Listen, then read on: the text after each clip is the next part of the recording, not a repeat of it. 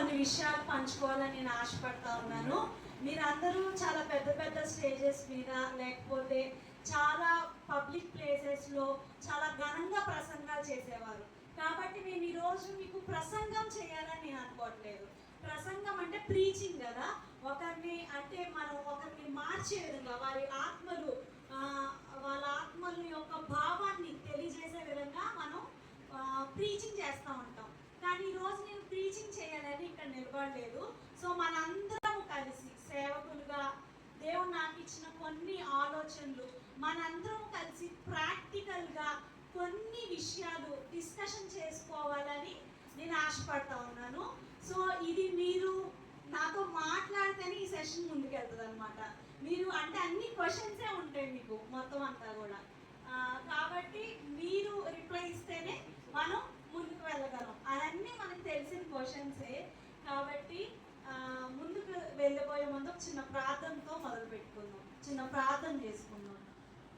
మహాపరిశుద్ర ప్రేమగల తండ్రి, కృపగల దేవా, నీకే వేలాది వందనాలు, స్తుతులు, స్తోత్రములు. ఎంత బోధించే వారమైనప్పటికీ తండ్రి ప్రభువా, మా యొక్క వ్యక్తిగత జీవితాన్ని మేము పరిశీలించుకోవాల్సిన అవసరత ఎంతైనా ఉంది ప్రభువా. కనుక ఈ యొక్క సమయంలో మా యొక్క వ్యక్తిగత జీవితాన్ని మేము పరిశీలన చేసుకొని చూడగా కేవలం నీ ఆత్మ చేత మమ్మల్ని నడిపించండి ప్రభువా. మేము వెనుకున్న వాటిని మరచి ముందున్న వాటికై వేగిరపడి తండ్రి పరుగెత్తే వారిగా ప్రతి ఒక్కరిని నిలబెట్టమని అడుగుచున్నాను. సహాయము దయచేయమని తండ్రి ప్రభు, ప్రతి ఒక్కరికి వినబడుటకు సహాయము దయచేయండి. వినగలిగిన చెవులు, గ్రహించగలిగిన హృదయము మా అందరికీ దయచేస్తూ రమ్మని సమస్త మహిమ, ఘనత, ప్రభావం నీకు ఆరోపిస్తూ త్వరలో యేసుక్రీస్తు నామమున బయట అడిగి వేడుకొంచున్నాను తండ్రి. నేను సో ఓకే, చాలా డిఫరెంట్ విధానంగా వచ్చాం. కొంతమంది అంటే 2-3 కలిసి వచ్చాము, లేదా ఒకరుగా వచ్చాము. కొంతమంది బండ్ల మీద వచ్చారు, కొంతమంది కార్స్ మీద వచ్చారు, కొంతమంది బస్ మీద వచ్చారు కదా. ఇలాగా డిఫరెంట్గా వచ్చాము. అవునా? ఇంత చేసే ఫెలోషిప్ అని చెప్తున్నాం. అంటే ఇంత సంఘము యూనిటీగా కలిసి ఉంటున్నారు కదండి. ఇంత డిఫరెంట్ వ్యూస్. అవునండి, దేవుడు మనకి నిజంగా చాలా డిఫరెంట్ వ్యూస్, డిఫరెంట్ ఒపీనియన్స్ అని నేను చెప్తా ఉన్నాను. నిజమని అవునంటారు కాదంటారా? Yes are no? ఎస్, నిజమే. ఎందుకంటే no one can be same. ఎందుకంటే దేవుడు మనకి ఓన్ ఐడెంటిటీ ఇచ్చాడు, ఓన్ ఇండివిజువాలిటీ ఇచ్చాడు, ఓన్ స్పెషాలిటీ ఇచ్చాడు, ఓన్ యూనిక్నెస్ ఇచ్చాడు, ఓన్ టాలెంట్స్ ఇచ్చాడు దేవుడు. ఎవరి తలాంతులు వాళ్ళే, ఎవరి ఐడెంటిటీ వాళ్ళదే, ఎవరి వ్యక్తిగతము వారిదే, ఎవరికి ఉండాల్సిన ప్రత్యేకత వారిదే. కానీ ఇలా ఉన్న మనల్ని దేవుడు ఎలా చేశాడంటే, ఈ క్వశ్చన్ అడగలను. Whom we are? మనం ఎవరము? దేవుని బిడ్డలం, రైట్. ఇంకా దేవుడు ఏర్పాటు చేసుకున్న సేవకులము, రైట్. దేవుని స్వారూప్యంలో సృజించబడిన వారము, రైట్. మనుషులం, రైట్. ఎస్, నేను చెప్పిన ఒపీనియన్స్ అన్ని కూడా చాలా రైట్. ఇందులో మీకు 2 క్వశ్చన్స్ కనిపిస్తున్నాయి. But first question answer reveal చేద్దాం అనుకుంటున్నాను నేను. Yes, we are different but according to 1 పేతురు 1వ అధ్యాయము 18-19 చూసుకున్నట్లయితే, అమూల్యమైన రక్తము చేత మీరందరూ విమోచింపబడిన వారు. రోమ 10:10 చూసుకున్నట్లయితే, మీరు ఎందరు అంగీకరించిద్దరో అంటే ఆయన నామమును ఒప్పుకున్నట్టు వల్ల మీకు రక్షణ కలుగుతుంది. మీ హృదయంలో విశ్వసించి నోటితో ఒప్పుకుంటే మీరు రక్షింపబడతారు. యోహాను 1:12 చూసుకున్నట్లయితే, ఆయనను ఎందరు అంగీకరించిన వారందరూ దేవుని పిల్లలకు ఆయన అధికారం ఇచ్చాను. సో మనం ఎంత డిఫరెంట్ అయినప్పటికీ, ఎంత యూనిక్గా ఉన్నప్పటికీ మనందరము ఒకటే. ఏ విధంగా అంటే క్రీస్తులో మనందరము ఒకటి. మనం ఆయన పిల్లలము, ఆయన నిబంధన రక్తము చేత కొనబడిన పిల్లలము, ఆయన రాజ్యము కొరకు సిద్ధపాటు చేయబడిన పిల్లలము. ఓకే, మనం పరిచయం ఎందుకు చేస్తున్నాం అంటే ఆన్సర్ రివీల్ చేస్తాం కదా. పరిచర్య ఎందుకు చేస్తున్నాం మనం? Why we are doing ministry?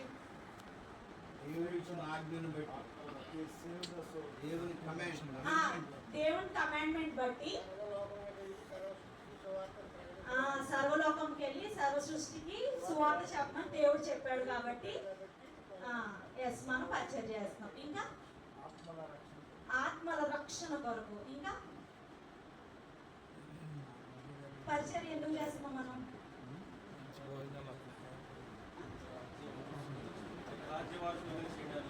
అనేక మందిని రాజ్య వారసులుగా చేయడానికి. రైట్. నిత్య జీవము పొందుకొనుటకు. చాలా కరెక్ట్. ఇంకా దేవుని ప్రేమను క్రియలలో చూపించడానికి, ఆయన ప్రేమను అనేక మందికి ప్రచురపరచడానికి. ఇంకా నీతి కిరీటం పొందుకోవడానికి. ఎస్. ఇంకా ఎస్, చాలా బాగా చెప్పారు. ఎందుకంటే అందరు సేవకులు కాబట్టి బాగానే చెప్పారు. అందుకనే మీకు చెప్పాను కదా.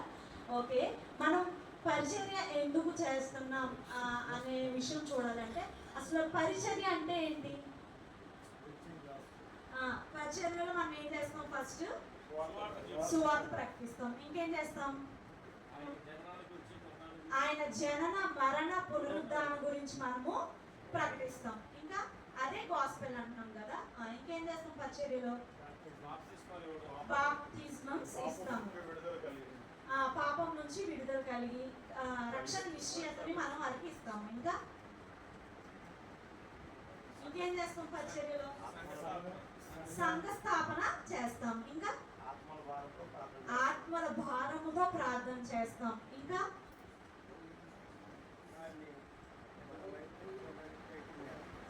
ఎవరి వైపు? దేవుని వైపు. లోకంలో ఉన్న ప్రజలను దేవుని వైపు తిప్పేలాగా మనము ప్రకటన చేస్తాము. ఇంకా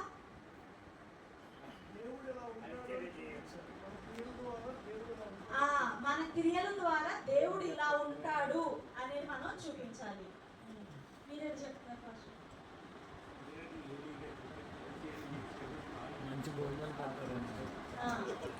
చాలా పని.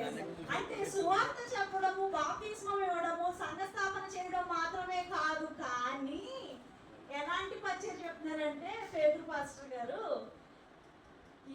ఇక్కడ అన్ని చేసేసారు. అవంతటా ఊడిపడ్డాయా?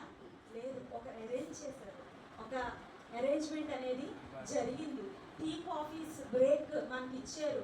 టీ కాఫీస్ గాల్లో నుంచి ఊడిపడ్డాయా? లేదు, ఒకరు ప్రిపేర్ చేశారు. మనకి ఆహారం పెడుతున్నారు. అది స్నాక్స్ కానీ ఫుడ్ కానీ ప్రొవైడ్ చేస్తున్నారు. ఇవన్నీ వాతంతతో అవి వచ్చేసినాయా? లేదు, పరిచయం చేస్తున్నారు. బయటికి కనిపించే పరిచర్య ఒకటైతే బయటకి కనపడని పరిచర్య సంఘంలో చాలా మంది చేసే పరిచర్య. చాలా గొప్ప మాట చెప్పారు. సో మనం ఇక్కడ అదే రాశాను నేను. ఒకటి, సువార్తను ప్రకటించడం. సువార్త అంటే ఏంటంటే ఆయన జనన మరణ పునరుద్ధాన అనే విషయాన్ని మనం అందరికీ చెప్పాలి. ఆ యూనిక్ బర్త్, ఆయన ఎంత ప్రత్యేకంగా జన్మించారో, ఎంత ప్రత్యేకంగా జీవించారో, ఎలాంటి ప్రత్యేకమైన మరణం పొందుకున్నారో, మరణించడం మాత్రమే కాదు కానీ తిరిగి లేచారనే విషయం మనము అందరికీ చెప్తాము. బాప్తిస్మాలు ఇస్తాము. బాప్తిస్మం అంటే రక్షించబడిన వారిని అనేక మందికి సాక్షులుగా, వీళ్ళు దేవుని నమ్మిన బిడ్డలు, వీరు దేవుని నమ్మిన క్రైస్తవులు అని మనం బహిరంగంగా అందరిలో చెప్పడమే బాప్తిజం. చర్చ్ నిర్మిస్తాము. చర్చ్ని మనం గ్రీక్లో ఎక్లీషియా అంటాము. అంటే ఒక అసెంబ్లీ, ఒక గ్యాదరింగ్. మీ అందరికీ తెలుసు కదా, అపోస్తల కార్యము 2వ అధ్యాయంలో ఏముంటుందండి? మీ అందరూ తెలుసు కదా, అపోస్తల కార్యము 2:24. తర్వాత ఏమవుతుంది? సహవాసం గురించి. అపోస్తల బోధనలు,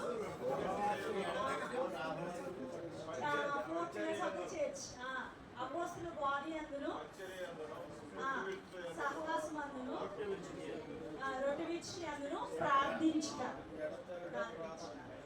ఎడతెగక ప్రార్థన చేయుట కదండి. అది దాన్నే మనము సంఘం అంటున్నాము. ఈ సంఘానికి అధిపతి ఎవరంటే కొలస్సీ 1:18 చూసుకున్నట్లయితే Christ is the body of church. Head of the church ఎవరంటే క్రైస్ట్. సో బాడీ ఎవరంటే మనందరము కూడా, ఎవరైతే రక్షించబడ్డారో వారందరూ సంఘము. ఓకే, ఇవి మనం చేస్తాము.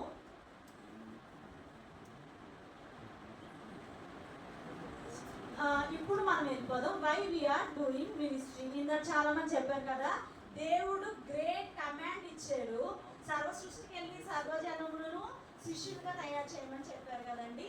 సో అదే నేను ఇక్కడ పెట్టాను చూడండి. Because it's a great command and great commission from the God. దేవాది దేవుడి నుంచి మనకి వచ్చిన గొప్ప ఆజ్ఞ. ఈ ఆజ్ఞని మనం, ఇది ఆప్షన్ కదండి, ఇట్స్ అన్ అప్లికేషన్. అంటే మీరు కంపల్సరీ చేయవలసిన పని, ఎవరైతే రక్షించబడతారో వారందరూ కూడా కంపల్సరీ చేయవలసిన పని ఏంటి అంటే, మత్తయి సువార్తలో మీకు ఉంటుంది. మత్తయి సువార్త 24వ అధ్యాయంలో లాస్ట్ వర్స్ 28లో 19, 20లో ఉంటుంది అనమాట. సో ఏంటి? Go and make disciples. మీరు సర్వ సృష్టికి వెళ్ళి, సర్వలోకానికి వెళ్ళి ఏం చేయమన్నారు? ఆయన శిష్యులుగా చేయమన్నారు. శిష్యులుగా చేయమన్నారు. అంటే ఈ మాట ఎవరికి చెప్తున్నారు? ఎవరికి చెప్తున్నారు? శిష్యులకి చెప్తున్నారు. ఎవరిని పంపిస్తున్నారు? శిష్యుల్ని. ఏం చేయమని పంపిస్తున్నారు? శిష్యులు చేయమని పంపిస్తున్నారు. శిష్యులుగా చేసి వాళ్ళకి బాప్తిస్మం అని చెప్పేసి ఆయన చెప్తా ఉన్నారు అన్నమాట. సో ఈ కమాండ్ ఎవరు చెప్తా ఉన్నారంటే శిష్యులకి చెప్తున్నారు. శిష్యుల్ని బయటకు పంపిస్తా ఉన్నారు, శిష్యులుగా చేయమని చెప్తా ఉన్నారు. సో కాబట్టి మనం ప్రీచింగ్ చేయడం అంటే గాస్పెల్ చెప్పడం, బాప్తిస్మాలు ఇవ్వడం, సంఘ స్థాపన చేయడం, ఇది ఒకటి మాత్రమే మన రెస్పాన్సిబిలిటీ కాదు. కానీ అంతకన్నా గొప్ప రెస్పాన్సిబిలిటీ ఏంటంటే మనము శిష్యులుగా ఉండాలి. యేసుక్రీస్తు ప్రభువు వారికి శిష్యులుగా ఉండాలి. అనేక మందిని శిష్యులుగా తయారు చేసేవారిగా మనము ఉండాలి. సో ఇదే దేవుని యొక్క great command, great will. So ఇదే దేవుని యొక్క అపరిమితమైన చిత్తము. ఆయనదే ఇదే గొప్ప చిత్తం అన్నమాట. మనము కేవలం ఇవి మాత్రం చేస్తే సరిపోదు, కానీ మనము ప్రతి ఒక్కరిని శిష్యులుగా తయారు చేయవలసిన బాధ్యత దేవుడు మనకి అప్పగించాడు.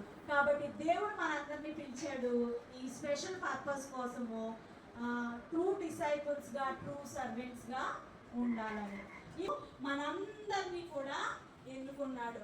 సో ఇఫ్ యూఆర్ సో మన ప్రైమ్ మినిస్టర్ క్రైస్ట్ అయితే మనందరం ఎవరండి? Chief ministers. ఎస్, ఒక్కొక్క సంఘానికి ఒక్కొక్క చీఫ్ మినిస్టర్ అన్నమాట.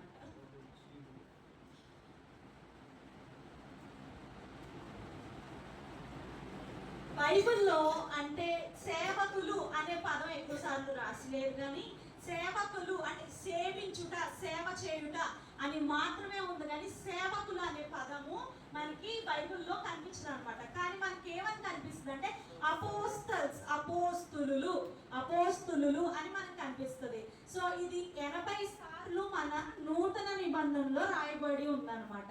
సో గ్రీక్ ఏమంటామంటే అపోస్తలస్ అనే పదం నుంచి అపోస్తులు అనే పదము వచ్చింది. అంటే అపోస్తలస్ అంటే ఏంటంటే one who is sent out or messenger. Messenger of what?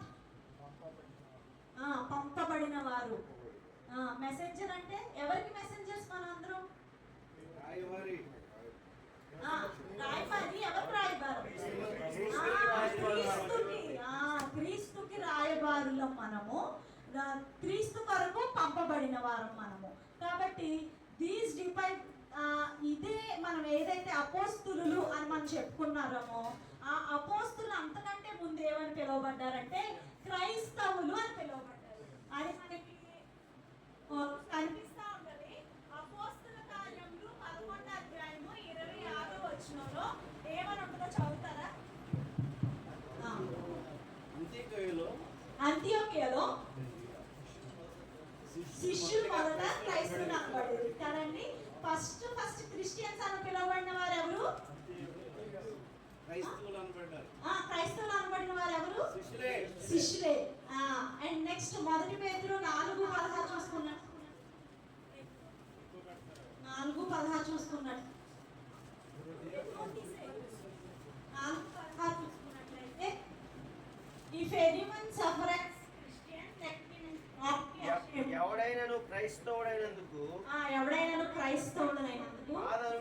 ఎడల బాధ అనుభవించిన అతడు ఎడల సిగ్గుపడక అతడు సిగ్గుపడక ఆ పేరును బట్టి దేవుని మహిమపరచవలెను. దేవుని మహిమపరచవలెను.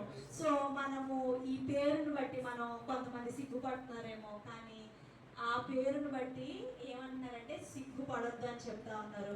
ఇంకోటి అపోస్తల కార్యములు 26వ అధ్యాయము 28వ వచనం చూసుకున్నట్లయితే అక్కడ ఒక డిస్కషన్ జరుగుతూ ఉంటుంది అగ్రిప్ప రాజుకి మరియు పౌలుకి. ఏమని, నీవింత సులభముగా నన్ను క్రైస్తవుని చేయి చూచుచున్నావేంటి, నన్ను కూడా మార్చేస్తావా ఏంటి కదా. అంటే ఇంత సులభంగా క్రైస్తవుడు అంటే ఏంటి, పౌలు క్రిస్టియన్ గా ఉన్నాడు, పౌలు శిష్యుడిగా ఉన్నాడు, అందుకనే వేరే వ్యక్తిని కూడా క్రైస్తవులుగా మార్చడానికి ట్రై చేస్తా ఉన్నాడు అనే ఈ క్రైస్తవులు అనే పదము మనకి ఈ 3 వచనాల్లో కనిపిస్తుంది అన్నమాట. కాబట్టి Christian means A true follower of Jesus. దేవుణ్ణి వెంబడించే వారిని మనము క్రైస్తవులు అని అంటాం అన్నమాట. నిజమైన శిష్యుల్ని మనము ఏమంటామంటే క్రిస్టియన్ అంటాం. So making believers is not a great thing. అంటే మనము విశ్వాసులని చేయడము గొప్పతనము కాదు, కానీ అంతకంటే గొప్పతనం ఏంటంటే ఆ విశ్వాసులని శిష్యులుగా మార్చడము గొప్పతనం. మన సంఘంలో అనేక మంది విశ్వాసులు ఉంటారు, కానీ శిష్యులు ఎంతమంది ఉంటారు?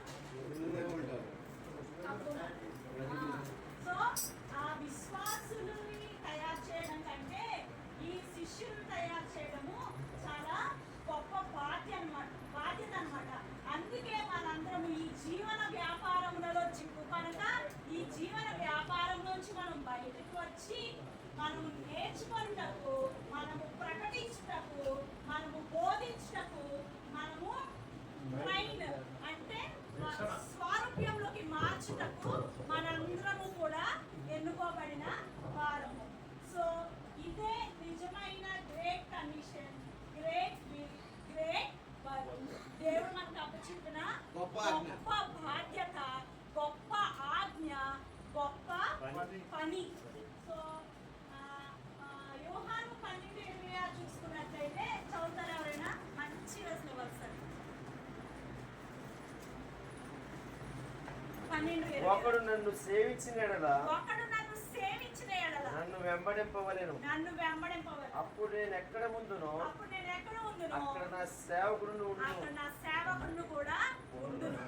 అంటే ఒక నన్ను సేవించిన ఎడల వాడు ఏం చేయాలి? ఫస్ట్ క్రీస్తుని వెంబడించాలి. అంటే మనం సేవిస్తున్నాం అని చెప్తూ ఆయన మనం వెంబడించట్లేదు, ఆయన వెనకే వెళ్ళట్లేదు అంటే మనం ఏం చేస్తున్నాం?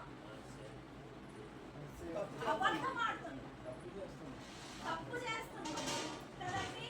మనం అంటే దేవుని సేవిస్తున్నాం, క్రీస్తుని సేవిస్తున్నాం, మన గొప్ప దేవుణ్ణి మనం ఆరాధిస్తున్నాం అని మనం చెప్తున్నాం, కానీ మనం ఆయన్ని వెంబడించలేకపోతే మనం ఆయన సేవించడం అనే మాట కూడా అబద్ధం అవుతుంది. సో ఇప్పుడు వరకు చూసాం పరిచర్య అంటే ఏంటి, మనందరం ఎవరము, పరిచర్య ఎందుకు చేస్తున్నాం అనేది చూసాం కదండి. ఇప్పుడు